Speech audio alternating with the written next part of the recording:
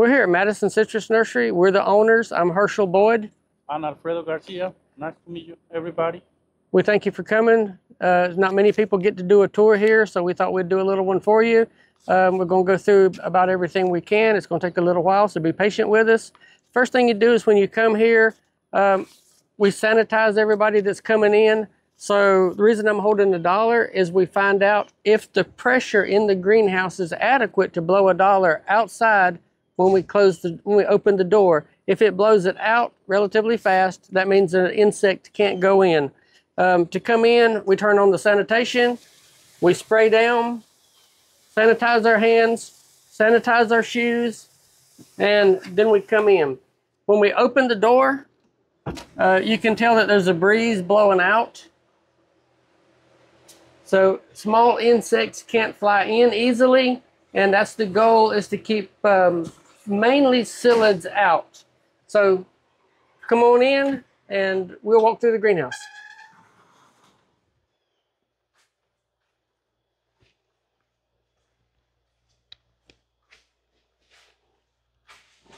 This is our entry room where the positive pressure is. This is where most all the boxes are packed up. All the trees are packed for UPS to ship them out. We're in the process of building another building on the left. That'll be a shipping area. It'll be heat and air, so that when the trees are boxed up, they won't get too hot or too cold waiting on UPS, even though it gets up to 120 degrees in our greenhouse, down to as low as 45 during the winter. We don't try to climate control it really carefully. We want the trees to be grown tough so that when you get them, they haven't been babied. Here it's a root hog or dipore. Okay, when we open this door, this is the second section. You see, we want everybody decontaminated before they go in. The reason for having two doors is this door keeps pressure. We've turned the fans off so you can be able to hear me. So we never have both doors open at one time. So when we go in this one, we'll be in the main greenhouse.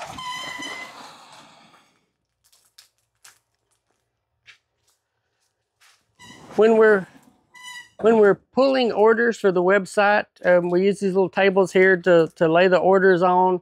The guys go through these first 3 rows. We have about 24 of every variety that we have available on the website here, ready to choose from, ready to pull. If you notice, over the tables will be a name tag, so we don't have to look at the little tags. Most every category is in alphabetical order. We have a start out with a section of navels, a section on the other row of blood oranges. It goes on down through the kumquats, the lemons, the grapefruits, the limes. So we'll walk down this way and then we'll go on into the next house. This is the kumquat section right here. You see Centennial kumquat. Occasionally they have fruit on them. Even though we recommend pull the fruit off, we do like to ship a tree out with fruit on it occasionally. So it goes right on through all the kumquats. On my right here is all the lemon varieties. Then we're down into the Pumelo section. We have the Chandler, the Chinese, the Herredo, the large pink, the Mato, the pink sensation, red shaddock. Comes right on down to the Rubido Pumelo, Siamese pink, Tahitian, Valentine, just the red pigmented Pumelo, really popular. Then down into the Mineola. Come on down into some rootstock. Then some oddball citrus there that is really hard to find. Now we're down into some of the mandarins, the China varieties, the Dabashi, Owaris, Kimbros, Louisiana Early, Miho, Miyagawa, Okitsuwasi, and so on. And then on the right is other mandarins. So you're at the right place if you're looking for mandarins. So come on, let's go into the next house. On the right here is a table we just grafted. This entire table is mandarins. So as they get to the top of the stake and just a little over, we say that they're ready to go to ship in rows, so we can start shipping these out if we run out of another variety. There's about 300 of each variety grafted here, and just about the time we start selling these out, we'll graft another table, so we always have them coming along. If you notice occasionally on the website, it'll say more are growing, and this is what we mean. We never run completely out because they don't come in from someone else. They go from seed to grafted tree to finished product to ready to go out the door right here. So we might sell one group out, but we've always got another section growing. Now, if you're the first few people that order a variety when we first deem that they're ready to go, they might be relatively small trees.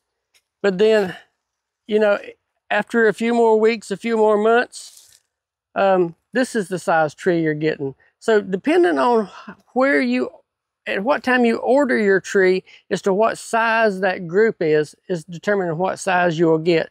But we don't like to ship anything out until it gets to the top of the stake. Now, there are a few exceptions to that. A few of the kumquats are slower growers. There'll be a bushy little tree at about half that height, and we deem those ready to go. They're tough enough. Everybody likes their little dwarf trees, and more especially if it's a dwarf variety. You've got to realize it's a super slow grower. You want a small tree, so we send them out a little bit smaller. So going through this corridor here, we're going into the last house we built. This has been mainly rootstock. Here on our left is a table that we just finished planting last week. This is 942. Here's another table of 942 rootstock that'll be ready to graft in just a couple more months. Many more tables of 942. Our boys are grafting on this table right here today, so this is where they've been working at. They'll finish this one up either this afternoon or Monday morning. This is a table of multiple varieties that has been grafted. This is Temple Time Dancy is the first one. The next one is a Moa 8. This is a variety here that we're really proud of. This is the variegated Valencia MCN1, we're calling it, Madison Citrus Nursery 1. We're going to release a series of Madison Citrus Nursery varieties, and the variegated Valencia is going to be the first one. These trees here will be available on our website in probably about 2 months. Going on down to some Rubidoux rootstock that will be ready to graft. Here's a table of Brown Select. There's about 2,700 trees per table. This is our lemon table, so it's a lot of lemon varieties that have been grafted. This table here is 812 or US 812. In here is 942 rootstock. It's a very popular rootstock. It's a semi-dwarf rootstock. It makes a little bit shorter tree in a grove, heavier fruit set, so you get more tons per acre, and that's the name of the game when you're growing fruit for a living. These tables here have just been grafted. This first one here is Citramon, and this is another small group of Citramon that we just grafted. We graft them about 100 at the time, so every time we start selling one group of Citramon, there's another group coming right along behind it. Here's another one that we've just started growing, which is an oddball. It's Trifeola. It is a cross between a Trifoliata and Miniola. It's a really cold hardy, supposed to be an edible fruit. So we're anxious to get that one out in the grove and see how it does. Come on back to another table that we just got planted. You notice over here is a table that's been planted about 2 months. It's growing out really well. So back in this area is our wholesale part for the 3 gallons. So if a garden center comes and buys trees wholesale in bulk, this is where they will pull those from.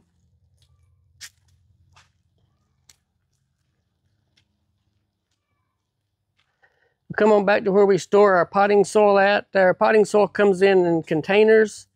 It takes us about 3 months from the time we order a container to the time it's actually delivered. So we have to order it in advance to be sure we have it here on hand. This is our TS4 soil. This is mined in Lithuania. It's pH balanced from Klossman Dillman. We also use a bulk soil.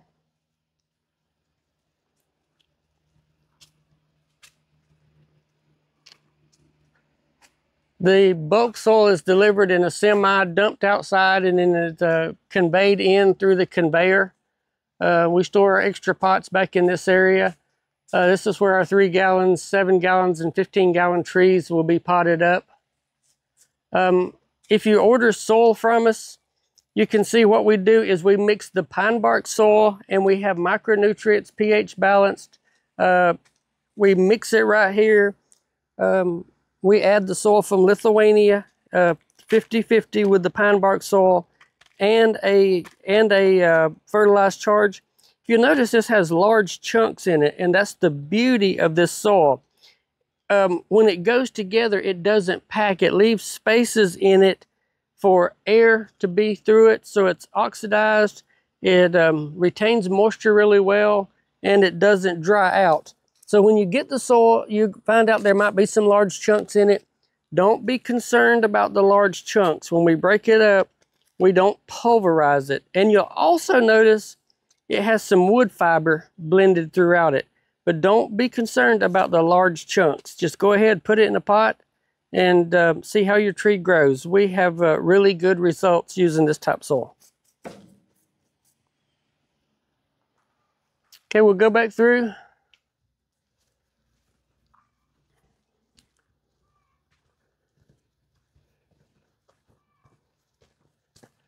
Lucky it's a little bit cooler day when you came to visit with us. It's usually about 100 degrees, 110 degrees by this time of the day in here. Now, if you'll notice right here on the right, don't look really close because some of my personal stuff there. White sapote. And, you know, if we're citrus fanatics or plant fanatics, we've got to have a little bit of everything laying around. We're also adding persimmons and pawpaws to our Madison citrus nursery line, so you can look for that coming in the spring. So we're really excited about the persimmons and the pawpaws. This rootstock table right here that is so dark green, that is 1516 hybrid trifoliata, or hybrid trifoliate. It is a pumelo crossed with a trifoliate. It makes a semi-dwarf tree. It's very vigorous in the beginning, but it tops out at about 10 to 12 feet. Excellent tree in the grove for production. Excellent cold hardiness. In the recent trial in Lowndes County trial, it had the most damage of any rootstock in the trial. And that sounds crazy when you say it had the most damage, but it recovered the best of any rootstock in the trial and set the heaviest fruit crop.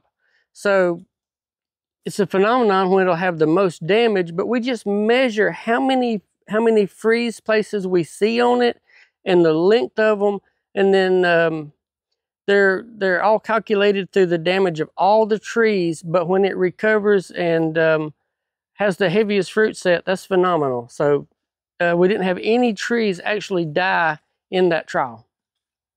That trial is done by Jake Price at Lowndes County. So Jake does a really good job in doing the trials for the rootstocks.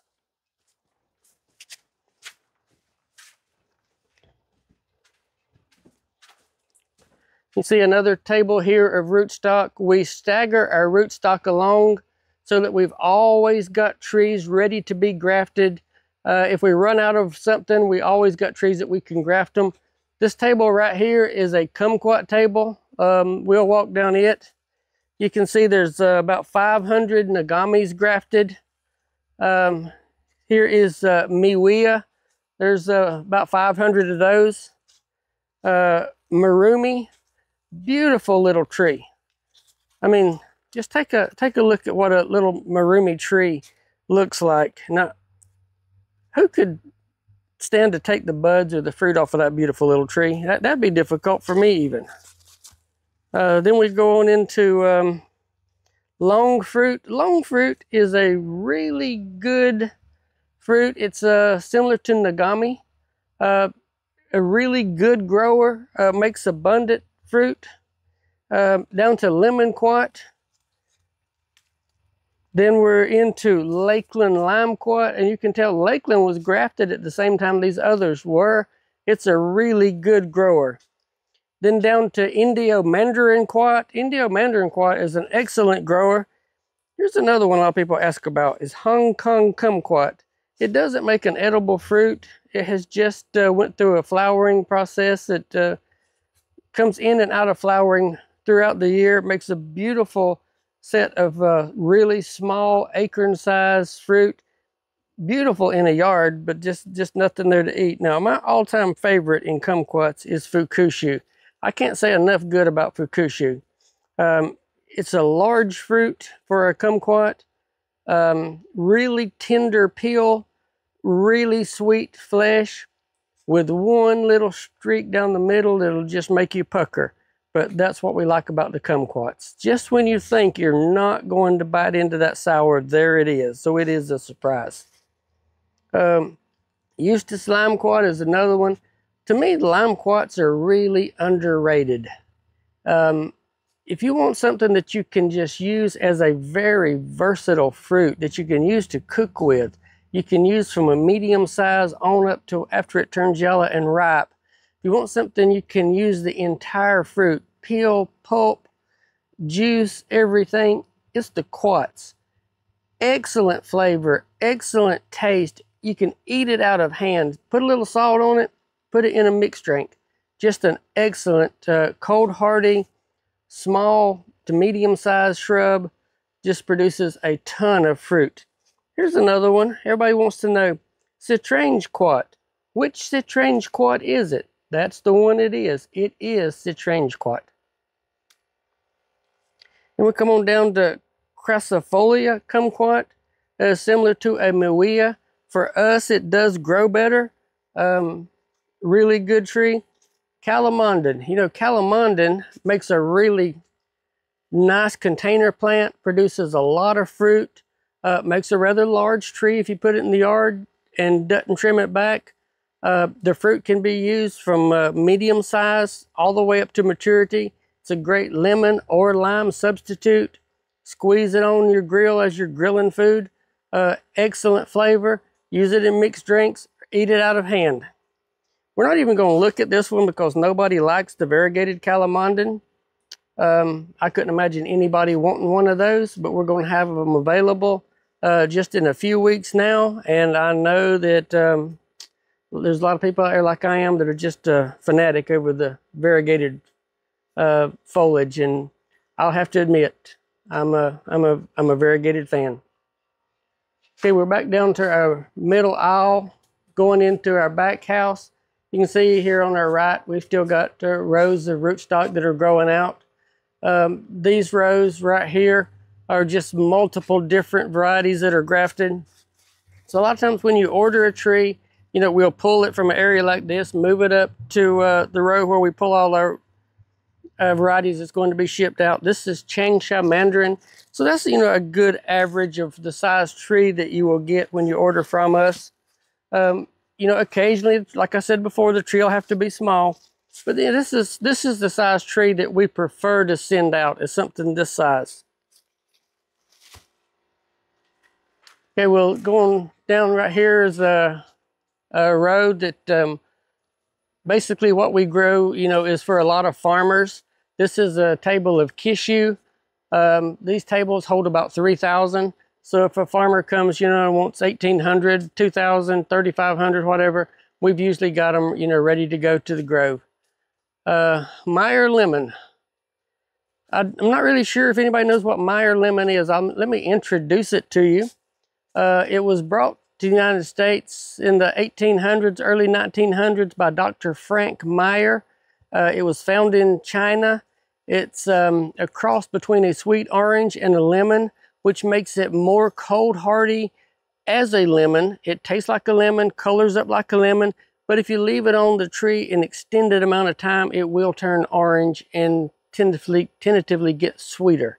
So we grow an adequate number of Meyer lemons. Here's 3 more tables of rootstock. that we've got coming on, so we'll have something to go along all the time.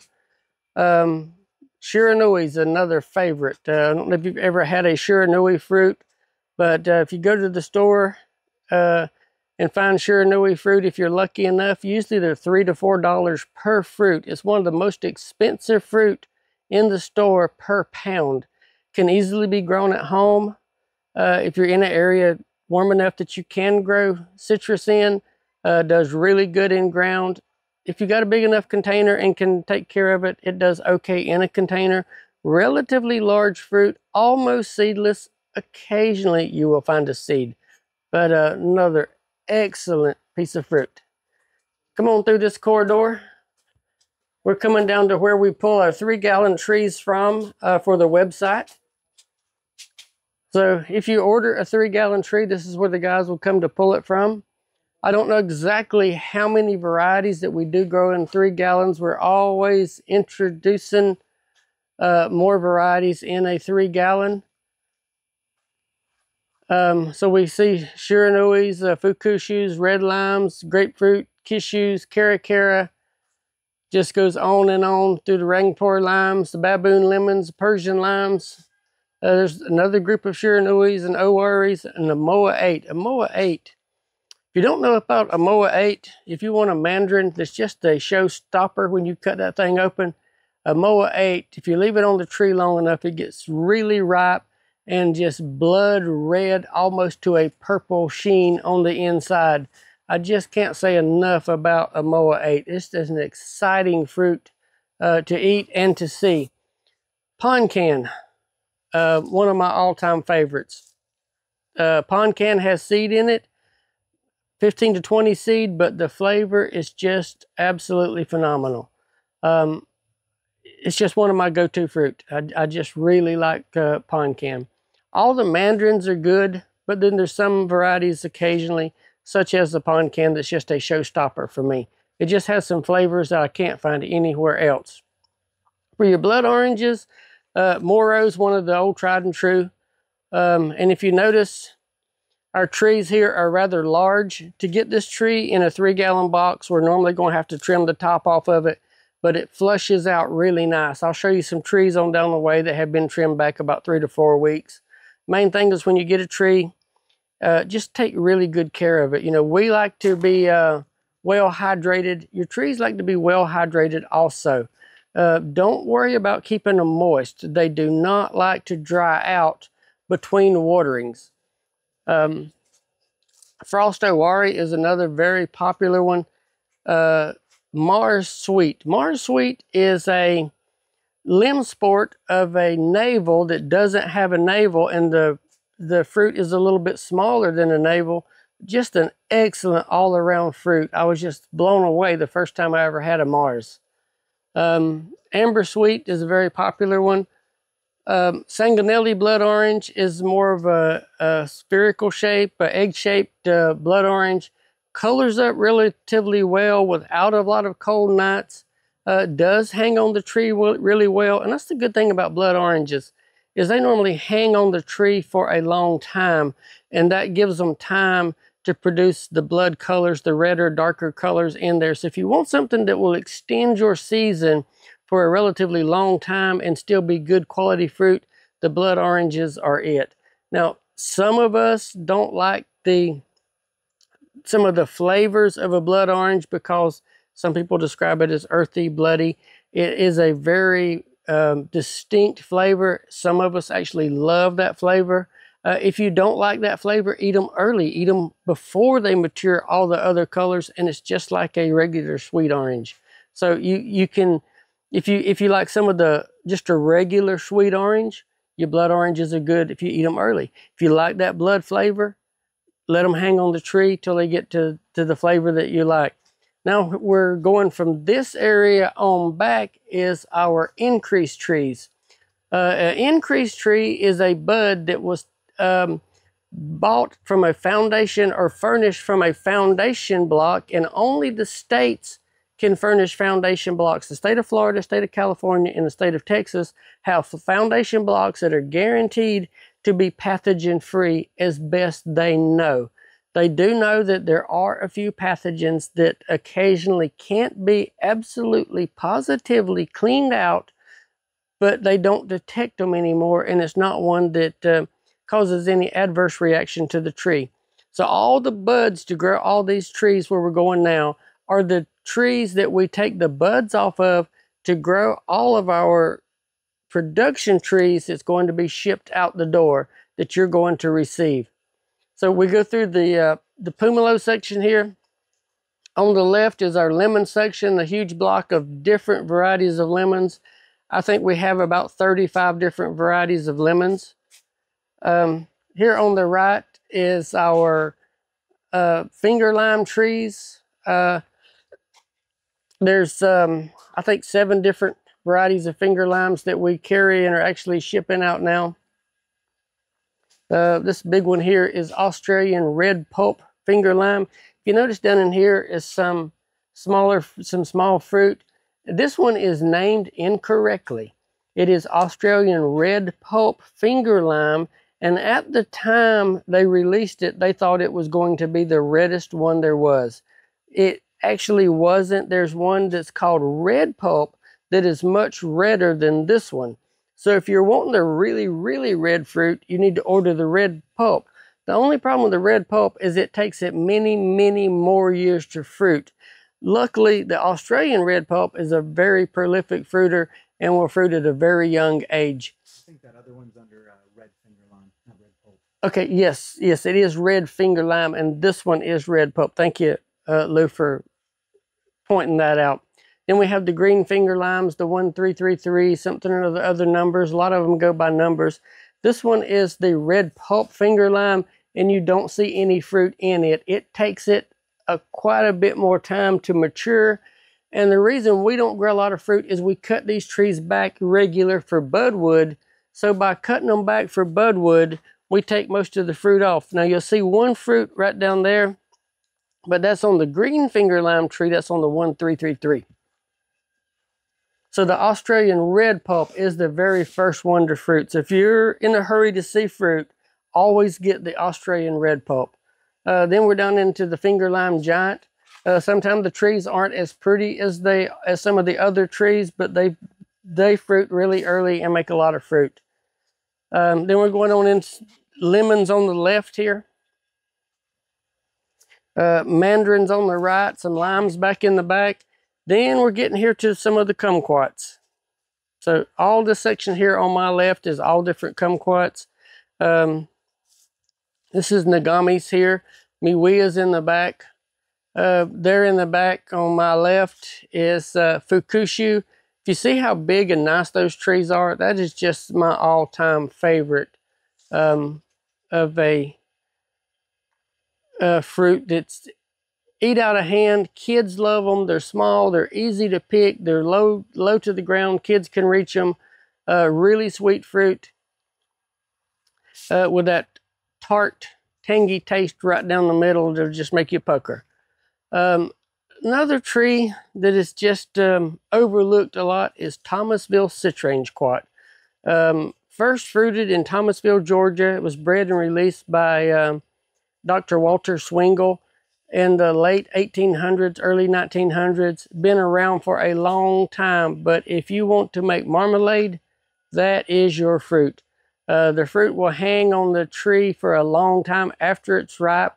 The peel is a little bit tough and leathery, but in your marmalade, that is just an excellent texture in the marmalade. It becomes crunchy. There is sunquat, which is a relatively large fruit. It gets quite a bit bigger than that, almost tennis ball size, turns yellow. They named it because it looks like the sun. It's just a big yellow ball.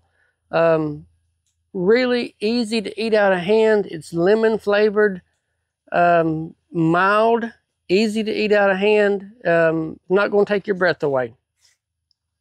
Here is a cross between Flying Dragon and Sippo Sweet Orange. It's grafted to a Flying Dragon rootstock. It is an excellent container plant, conversation piece. We've just added these to our website. And that's the weeping dragon. Yeah, this is the weeping dragon, just added to our website. Eventually, we will have Sippo coming along, so we already have it in-house. And it is a weeping citrus also. And it's a weeping sweet orange. Then you look there to the left and you see the variegated Mineola. What a beautiful fruit. I mean, you just couldn't expect to have a prettier conversation piece, you know, up near your deck or near your house or in a container. And then there behind Lou is the larger centennial kumquats. And you got to keep in mind now, all these trees here, we only grow these larger trees for budwood. So when you see they're hacked off and they're chopped up and they're cut back, we're cutting them back for the budwood to grow all of our larger trees. And we try to leave enough fruit on them that we can do videos like this and share a little information. But we're not growing these trees primarily for the purpose of growing fruit. This is just our mother trees to grow the budwood so that we can produce trees for you that can be mailed to our customers across the United States. Lou has found something there very spectacular. He has stumbled across our budwood of our variegated Cara Cara.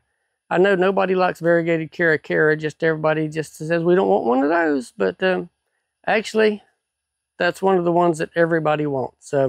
Goes back to those of us that think we have to have all the variegated stuff.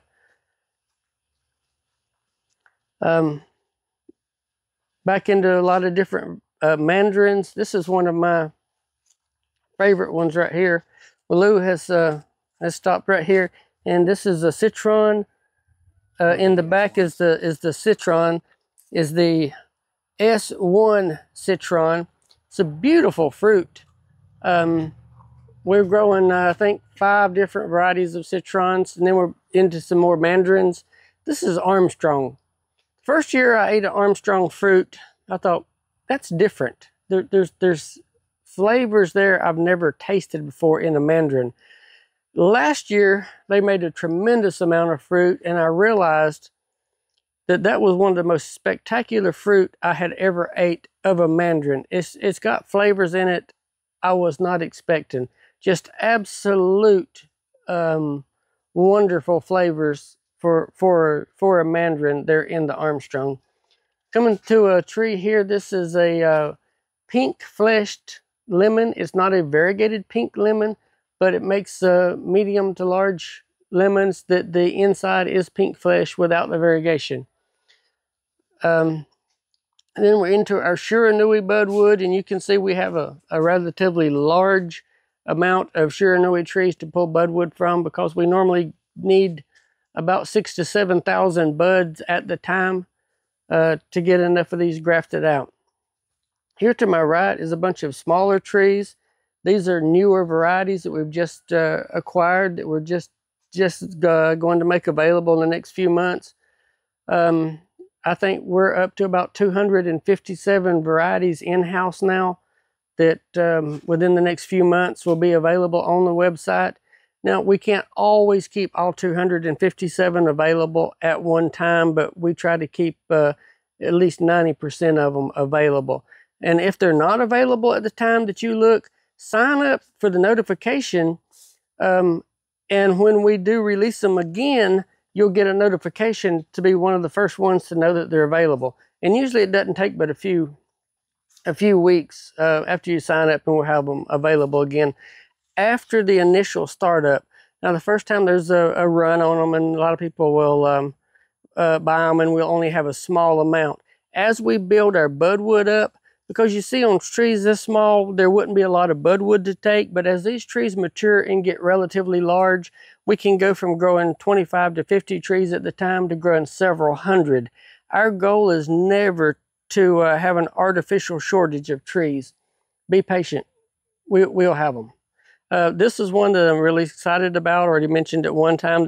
This is our MCN1, our Madison Citrus Nursery 1, which is variegated Valencia.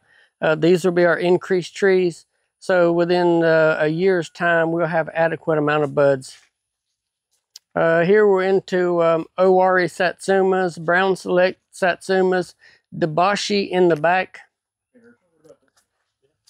Oh, good gracious. This is one I don't know where to start on this one. I can't let you go by it. Well, I realize that when we do taste test here and somebody new comes, and I slice some of this fruit up, it reminds me of a rose. When you slice it in half, it almost reminds me of a rose in there because it's orange in the middle, and then around every segment is bright orange, almost red, bloody. It's not classified as a blood orange, just absolutely beautiful. And then I always tell them, tell me the taste profile really quick. As you taste a flavor, blurt it out. And they'll usually say bubblegum, cotton candy, cinnamon, mango, coconut. Vanilla, I get vanilla. It's vaniglia is the name of it. You get that vanilla. And I'll say, well, there's one other flavor. No, that's the flavors I taste. Well, what about orange? Oh, it doesn't taste like an orange. So how does an orange not taste like an orange, but taste like everything else? And when you start eating them, when they first turn orange, is when you start getting the vanilla and the coconut profiles. And then later on, it changes into some other profiles. Just an absolute amazing conversation fruit to have. I've never had anybody say, I don't like that. So it's just an unusual orange if you like diversity. Going through where we have a little bit of our chemicals. This is where we mix our sprayer up to get it full to start spraying. We start in the back of the house here and then spray to the front of the house. We do have to spray every 14 days in order to ship. That's USDA regulations, just to be sure that we're not spreading any disease, spreading any psyllids. And if you notice, our houses are screened in. They're supposed to be to the point that a very, very small insect can't get in. So all of our houses are screened in. Like when we came in, we went through the positive pressure area, and that way it tries to keep all the insects out. But we still drench every 6 months, and that's drenching the soil to be sure there's nothing living in the soil that could be shipped out that would cause a problem.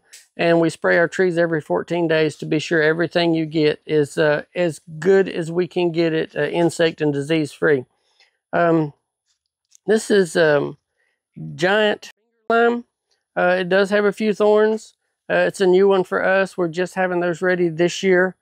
The Mexican lime is the thorned key lime, and then the key lime is designated different because it is thornless.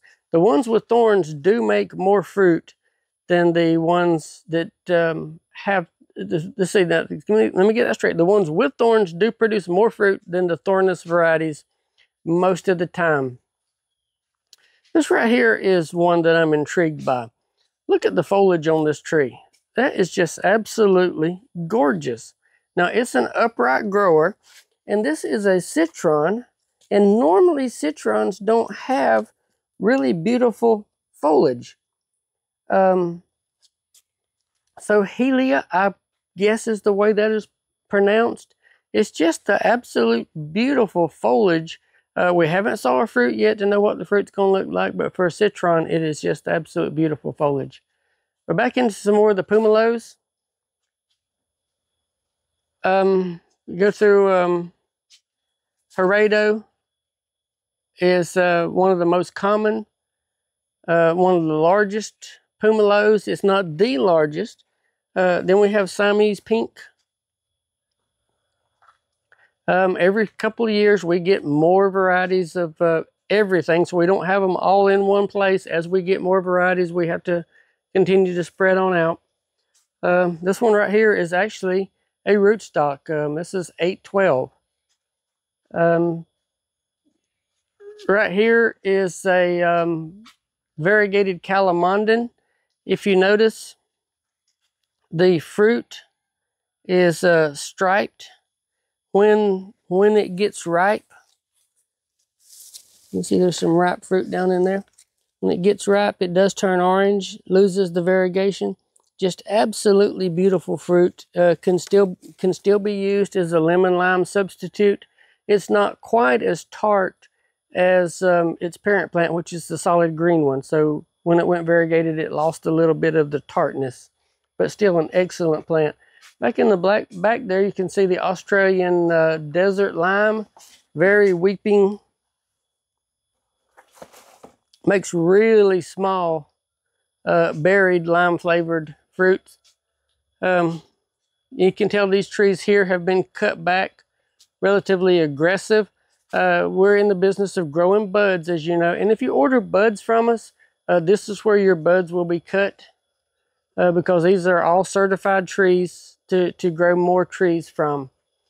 Back into some more varieties of mandarins, some more varieties of grapefruit.